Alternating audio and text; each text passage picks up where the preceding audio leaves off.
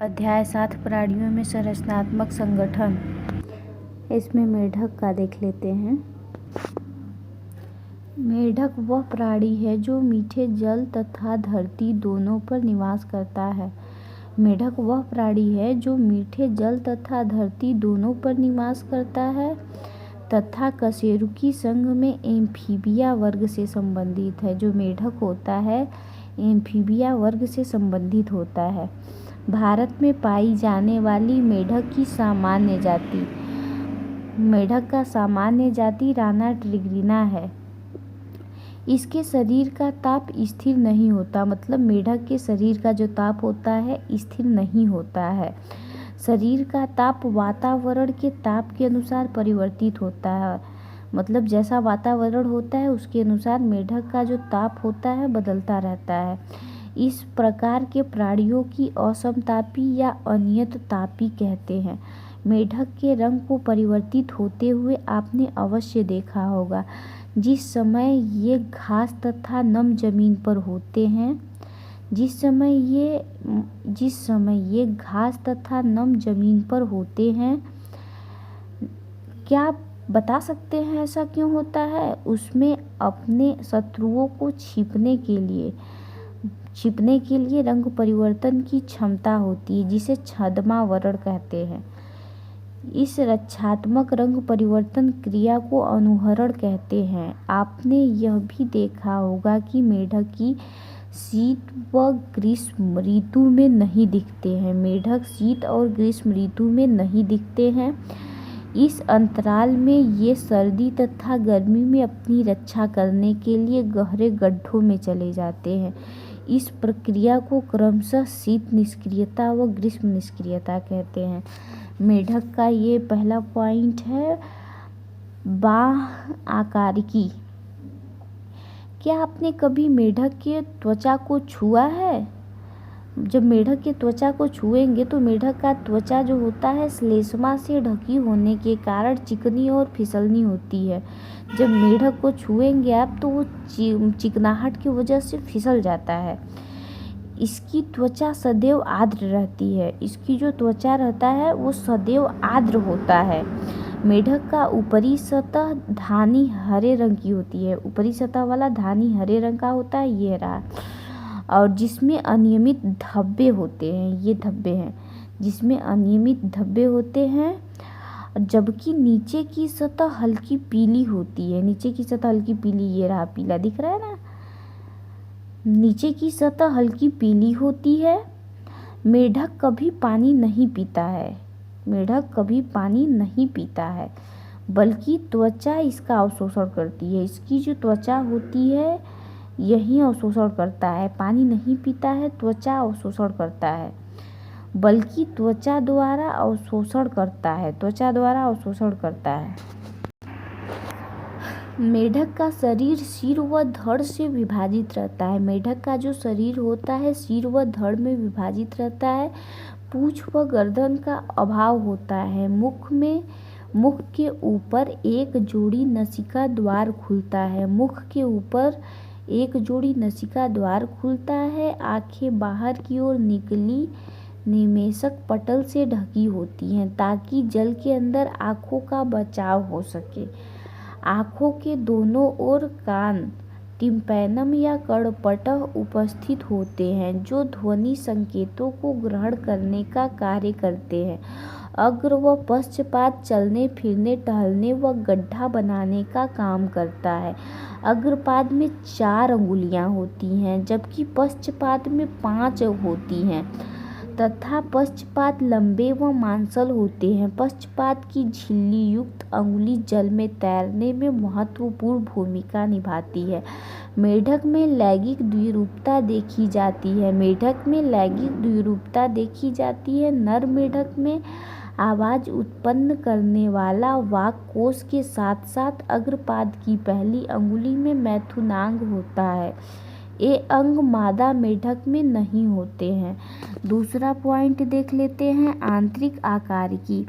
मेढक की देह गुहा में पाचन तंत्र, श्वसन तंत्र, तंत्रिका तंत्र, संचरण तंत्र, जनन तंत्र, पूर्ण अच्छी तरह से परिवर्धित संरचनाओं एवं कार्यों युक्त होते हैं। मेढक का पाचन तंत्र आहार नाल तथा आहार ग्रंथि का बना होता है।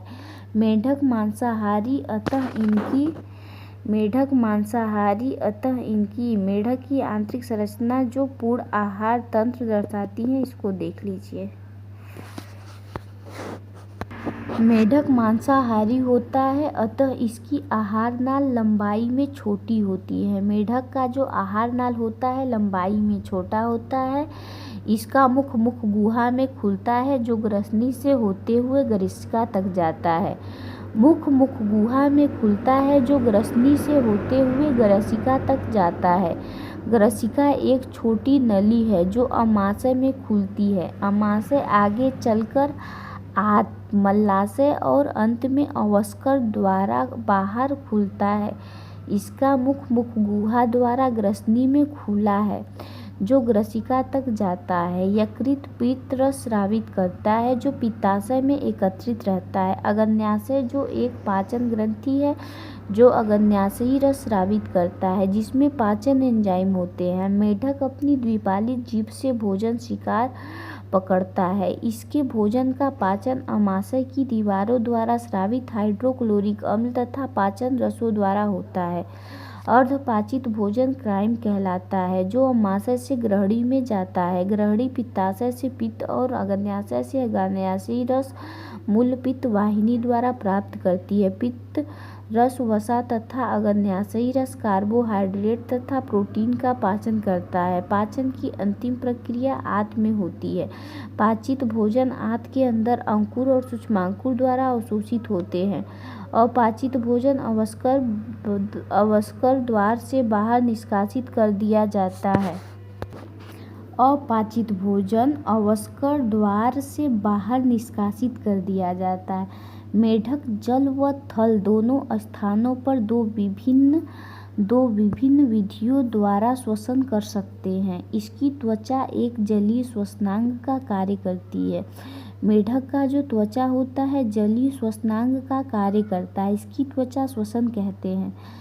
इसे त्वची श्वसन कहते हैं। जो श्वसनांग का कार्य करता है उसे त्वची श्वसन कहते हैं। विसरण द्वारा पानी में घुली हुई ऑक्सीजन का विनिमय होता है। जल के बाहर बाह्य त्वचा, मुख गुहा और फेफड़े वायवीय श्वसन अंगों का कार्य करते हैं। फेफड़ों के द्वारा श्वसन फुफ्फुसी श्वसन कहलाता है। फेफड़ों के द्वारा श्वसन जो होता है फुफ्फुसी श्वसन कहलाता है। फेफड़े एक लंबे अंडाकार गुलाबी रंग की थैलीनुमा संरचना होती है। फेफड़ा एक लंबा अंडाकार गुलाबी रंग का थैलीनुमा संरचना होती है, जो देह गुहा के वक्षी भाग में पाया जाता है। वायु नासा छिद्रों से होकर मुख गुहा तथा फेफड़ों में पहुंचती है। ग्रीष्म निष्क्रियता व शीत निष्क्रियता के दौरान मेढक त्वचा से श्वसन करता है। मेढक का परिसंचरण तंत्र सुविकसित बंद प्रकार का होता है।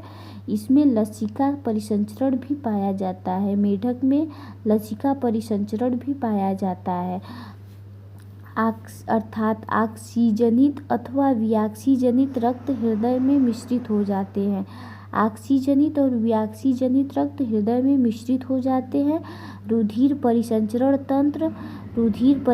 तंत्र हृदय रक्त वाहिकाओं और रुधिर से मिलकर बनता है। लसिका तंत्र लसिका नलिका और लसिका ग्रंथिका का बना होता है। हृदय एक त्रिकोष्ठीय मांसल संरचना है, जो कि देह गुहा के ऊपरी भाग में स्थित है। यह पतली पारदर्शी झिल्ली हृदय आवरण पेरिकार्डियम द्वारा ढका रहता है। एक त्रिकोष्ठीय संरचना जिसे सीराकोटर साइनस वेनोसस कहते हैं। हृदय के दाहिने अलिंद से जुड़ा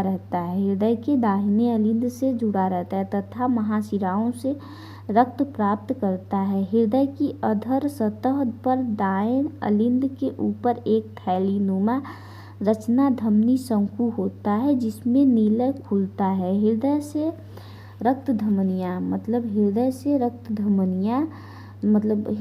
रक्त धमनियों द्वारा शरीर के सभी भागों में भेजा जाता है। हृदय से रक्त धमनियों द्वारा शरीर में सभी भागों में भेजा जाता है। इसे धमनी तंत्र कहते हैं। शिराएं शरीर के विभिन्न भागों में रक्त एकत्रित कर हृदय में पहुंचाती हैं। यह शिरा तंत्र कहलाता है। मेढक के विशेष संयोजी शिराएं यकृत तथा आंतों के मध्य, वृक्क तथा शरीर के निचले भागों के मध्य पाई जाती है। इन्हें क्रमशः यकृत निवाहिका तंत्र एवं वृक्कीय निवाहिका तंत्र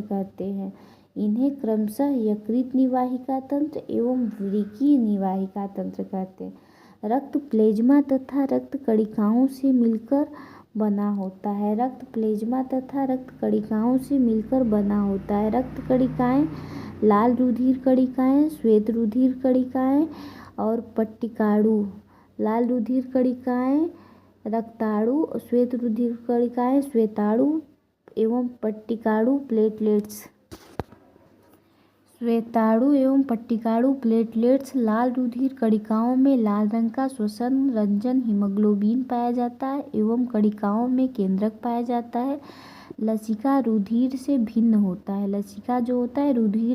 होता है क्योंकि इसमें कुछ प्रोटीन व लाल रुधिर कणिकाएं अनुपस्थित होती हैं। इसलिए परिसंचरण के दौरान रक्त पोषकों, गैसों व जल को नियत स्थानों तक ले जाता है। रुधिर परिसंचरण मांसल हृदय की पंपन क्रिया द्वारा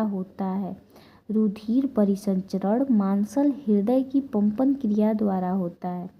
नाइट्रोजनी अपशिष्ट को शरीर से बाहर निकालने के लिए मेढक में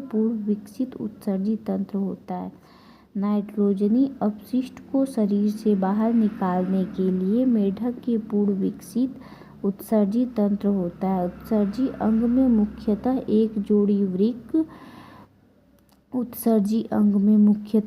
जोड़ी वृक्क, मूत्रवाहिनी, अवस्कर द्वार तथा मूत्राशय होते हैं। ये गहरे लाल रंग के सेम के आकार के होते हैं और देह गुहा में थोड़ा सा पीछे की ओर कशेरुक दंड के दोनों ओर स्थित होते हैं। प्रत्येक वृक्क कई संरचनात्मक व क्रियात्मक इकाइयों, मूत्रजन नलिकाओं या वृक्काणुओं का बना होता है। नर मेढक में मूत्र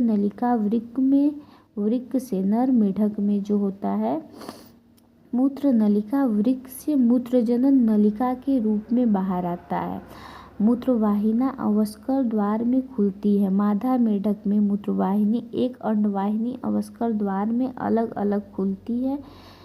एक पतली दीवार वाला मूत्राशय भी मलाशय से अधर भाग पर स्थिर होता है, जो कि अवस्कर में खुलता है। मेढक यूरिया का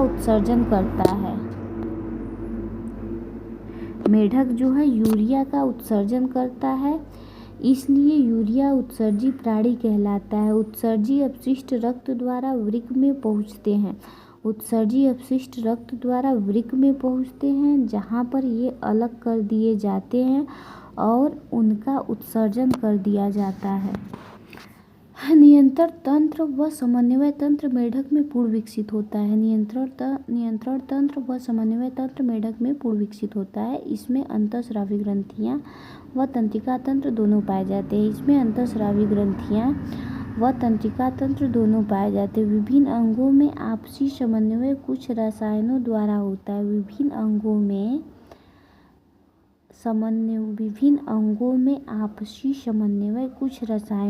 होता है। जिसे हार्मोन कहते हैं। ये अंतःस्रावी ग्रंथियों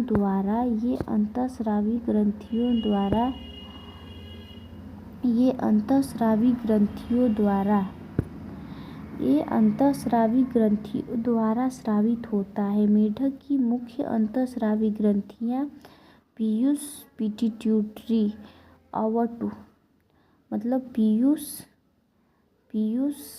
पिट्यूटरी, अवॉर्टोथायराइड, पैराथायराइड, थाइमस पीनियल काय, अग्न्याशयी दीपिकाएं, अधिवृक्क और जनन तंत्रिका तंत्र, मस्तिष्क तथा मेरुरज्जु, मस्तिष्क तथा मेरुरज्जु, केंद्रीय तंत्रिका तंत्र, परिधीय तंत्रिका तंत्र, कपाली व मेरु तंत्र और स्वायत्त तंत्रिका तंत्र। ऑटोनोमिक नर्वस सिस्टम कोष्टक में ऑटोनोमिक नर्वस सिस्टम, अनुकंपी और परानुकंपी, इसका इंग्लिश में है सिंपैथेटिक व पैरासिम्पैथेटिक तंत्र का बना होता है। मस्तिष्क में 10 जोड़ी कपाल तंत्रिकाएं निकलती हैं। मस्तिष्क में जो होती हैं 10 जोड़ी कपाल तंत्रिकाएं निकलती हैं। मस्तिष्क हड्डियों से निर्मित, मस्तिष्क जो होता है हड्डियों से निर्मित मस्तिष्क बॉक्स अथवा कपाल के अंदर बंद रहता है। मस्तिष्क हड्डियों से निर्मित मस्तिष्क बॉक्स अथवा कपाल के अंदर बंद रहता है। यह अग्र मस्तिष्क, मध्य मस्तिष्क और पश्च मस्तिष्क में विभाजित होता है। अग्र मस्तिष्क, मध्य मस्तिष्क, पश्च मस्तिष्क में विभाजित होता है। अग्र मस्तिष्क में घ्राण पालियां, जुड़वा, युग्मित, प्रमस्तिष्क, गोलार्ध और केवल एक अग्र मस्तिष्क पश्च होते हैं। मध्य मस्तिष्क एक जोड़ा दीर्घ पालियों का बना होता है। मध्य मस्तिष्क जो होता है एक जोड़ा दीर्घ पालियों का बना होता है। पश्च मस्तिष्क अनुमस्तिष्क एवं मेड्यूला ऑब्लांगेटा का बना होता है। मेड्यूला ऑब्लांगेटा महारंध्र से निकलकर मेरुरज्जु में स्थित मेरुरज्जु से जुड़ा रहता है। मेरुरज्जु में भिन्न प्रकार के संवेदी अंग पाए जाते हैं। मेढक में भिन्न प्रकार के संवेदी अंग पाए जाते हैं, जैसे स्पर्श अंग संवेदी पिप्पल, स्वाद अंग स्वाद कलिकाएं, गंध नसिका उपकला, दृष्टि नेत्र, श्रवण में कर्णपटह और आंतरिक कर्ण, इन सब में आँखें और आंतरिक कर्ण सुव्यवस्थित होते हैं। और बचे हुए दूसरे संवेदी अंग केवल तंत्रिका सिरों पर कोशिकाओं के गुच्छे होते हैं। मेढक में एक जोड़ी गोलाकार नेत्र गड्ढों में स्थित होते हैं। मेढक में एक जोड़ी गोलाकार नेत्र जो होते हैं गड्ढों में स्थित होते हैं। ये साधारण नेत्र होते हैं। मेढक में बाह्य कर्ण अनुपस्थित होता है। केवल कर्णपट की बाहर से दिखाई देता है। कर्ण एक ऐसा अंग है जो सुनने के साथ साथ संतुलन का भी काम करता है। मेढक में मादा व नर जनन तंत्र अलग एवं पूर्ण सुव्यवस्थित होते हैं। नर जननांग एक जोड़ी पीले अंडाकार वृषण होते हैं जो वृक्क के ऊपरी भाग में पेरिटोनियम के दोहरी वलय मेजोक्रियम नामक झिल्ली द्वारा चिपके रहते हैं। शुक्र वाहिकाएं संख्या में 10 से 12 होती हैं जो वृषण से निकलने के बाद अपनी ओर से वृक्क में धंस जाते हैं। वृक्क में ये विदर नाल में खुलता है जो अंत में मूत्रवाहिनी में खुलती है। अब मूत्रवाहिनी मूत्रजनन वाहिनी कहलाती है जो वृक्क से बाहर आकर अवस्कर में खुलती है। अवस्कर एक छोटा मध्यकक्ष होता है जो कि उत्सर्जी पदार्थ मूत्र तथा शुक्राणुओं को बाहर भेजने का कार्य करता है। मादा में वृक्क के पास एक छोटी अंडाशय उपस्थित होती है। मादा में वृक्क के पास ही एक जोड़ी अंडाशय उपस्थित होते हैं, लेकिन इनका वृक्क से कोई क्रियात्मक संबंध नहीं होता है। एक जोड़ी अंडवाहिनी में अवस्कर में अलग अलग खुलती है। एक परिपक्व मादा एक बार में 2500 से 3000 अंडे दे सकती है। इनमें बाह्य निषेचन पानी में होता है। भ्रूण परिवर्धन लार्वा के माध्यम से होता है। लार्वा टैडपोल कहलाता है। मेढक मनुष्य के लिए लाभदायक प्राणी है। यह कीटों को खाता है और इस तरह फसलों की रक्षा करता है। मेढक वातावरण संतुलन बनाए रखते हैं क्योंकि यह पारिस्थितिकी तंत्र की एक महत्वपूर्ण भोजन श्रृंखला की एक कड़ी है। कुछ देशों में मांसलपाद मनुष्यों द्वारा भोजन के रूप में इस्तेमाल किया जाता है। मेढक, यह है नर जनन मेढक ऊपर वाला, नीचे वाला मादा जनन मेढक। नर मेढक जनन, मादा मेढक जनन। ये मेढक का ये आँख रहा, ये सिर, और ये अग्रपाद, ये पश्चपाद।